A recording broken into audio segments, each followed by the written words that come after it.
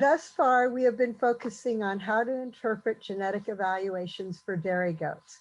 In the third part of this video presentation on choosing a sire, we're going to explore some of the other performance evaluations that are available for goats and sheep.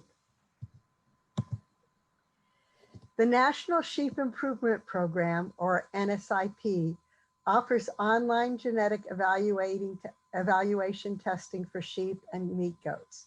The program provides estimated breeding values for many traits. On this slide, you can see that traits include 4 weight traits: birth weight, weaning weight, maternal weaning weight, which calculates the genetic merit for mothering ability, which mainly reflects differences in milk production, post-weaning weight at about 120 days of age or another standardized age of your choice. And it also looks at 2 carcass traits: post-weaning fat depth between the 12th and 13th rib, and post-weaning loin muscle depth determined by ultrasound of the loin between the 12th and 13th rib. As you can see in the light beige here, it actually includes 2 traits looking at genetic resistance to gastrointestinal worms.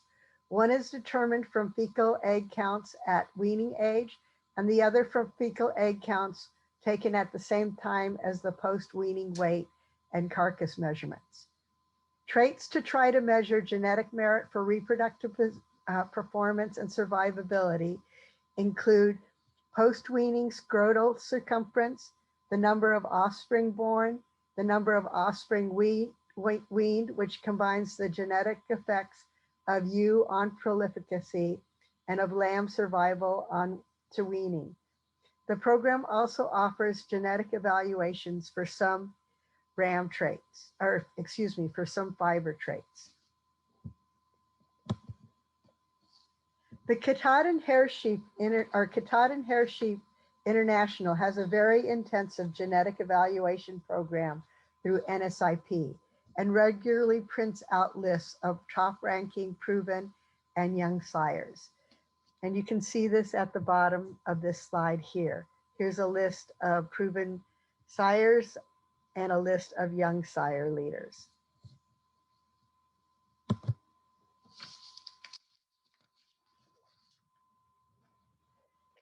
This slide shows the estimated breeding values for 6 rams that are being used by one Katahdin farm. The EVV for a trait is given, followed on the line below it by the accuracy or reliability for that EVV. In general, this farm selection criteria consists of trying to use rams that are -90 or less for weaning and post-weaning fecal egg count. And you can see the fecal egg count columns here, okay? And it also tries to look at rams that have good genetic proofs for maternal weaning weight. And you can see the maternal weaning weights here. And now remember that it gives the EVV, and then on the line below, it gives the accuracy of that EVV. So when we think about that, the selection criteria for this farm, you can see that when it comes to the parasite traits where it wanted a -90 or less, you've got animal number 1, animal number 2, ram number 3, and ram number 6 all meet that criteria. However, if we look at the criteria for maternal weaning weight, where we wanted to select animals that were pretty superior for that, you see that animal number 1 and animal number 4, 5, and 6 are the animals that are superior for that trait. Therefore, at this farm, the rams that would meet their criteria are the 1st ram and the 6th ram. This is an example of using independent culling levels as your selection method. Now you see 2 other columns here, USA herd or hair and SRC dollar. These are two selection indices that are also offered by Katahdin Hair Sheep International. If a farm were to decide to base their selections on rankings for these two indices, then the first,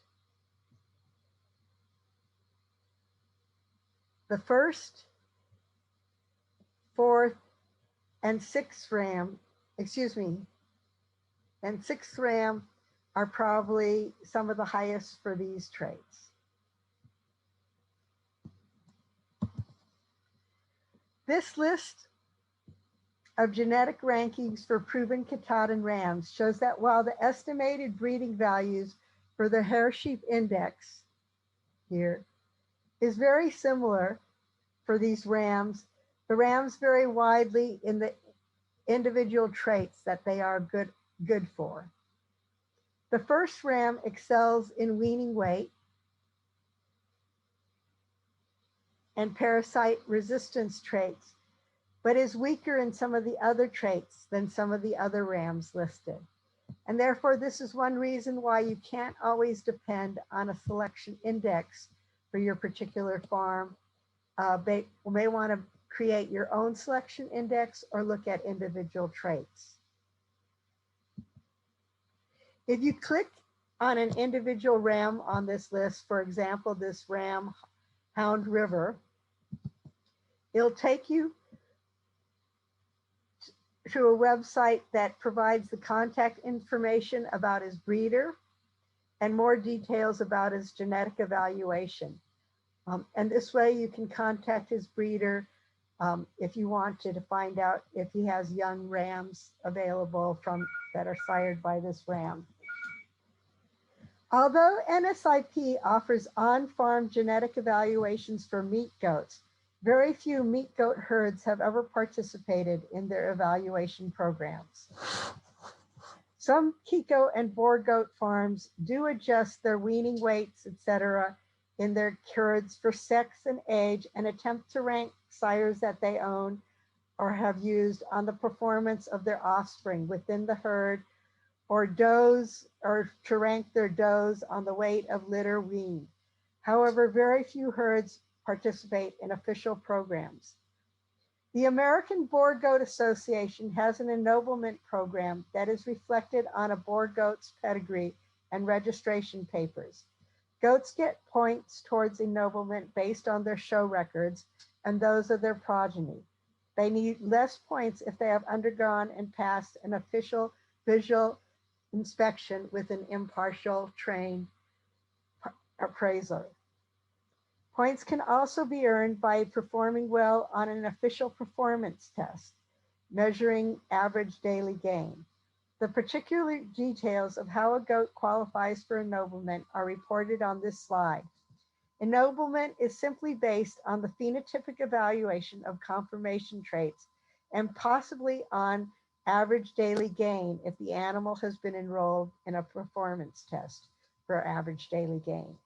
It does not reflect reproductive performance or parasite resistance.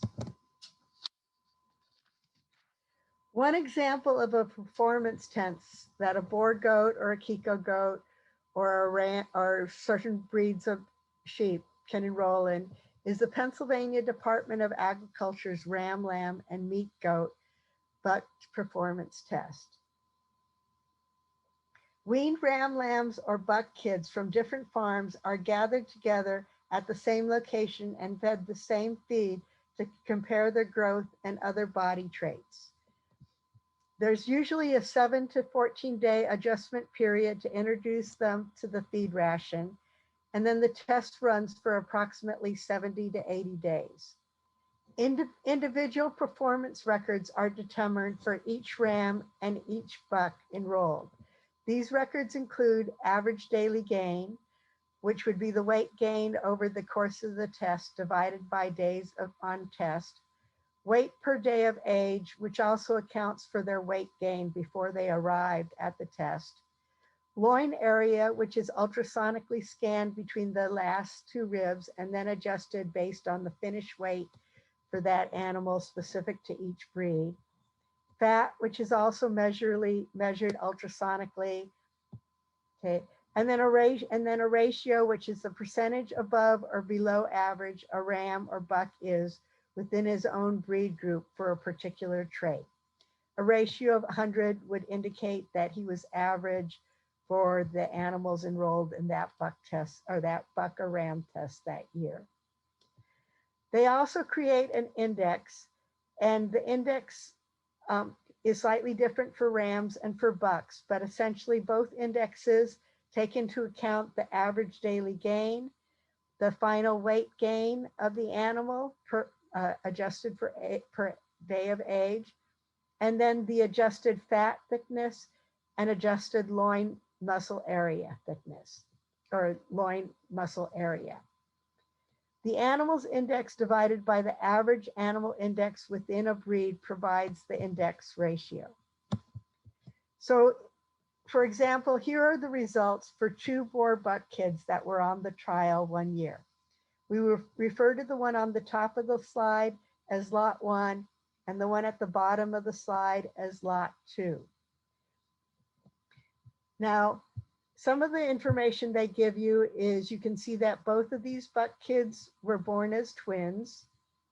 Lot 1 is about 2 weeks older than lot 2.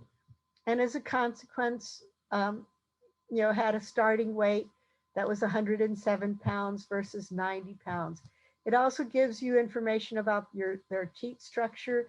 This buck kid had 3 teats on one side, 2 teats on the other side.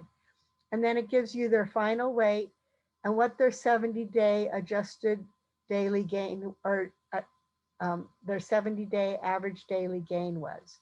And you can see that the first buck, even though he was older, and you would expect him to maybe start growing a little slower, actually had a average daily gain of 0.71 pounds per day, while the younger buck had a slightly lower gain of 0.64 pounds per day.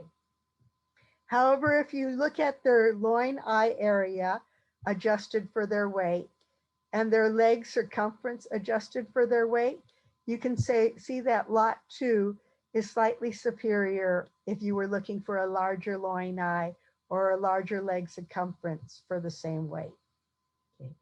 The index for the first lot is 113, and for the second lot, it's slightly lower, 110.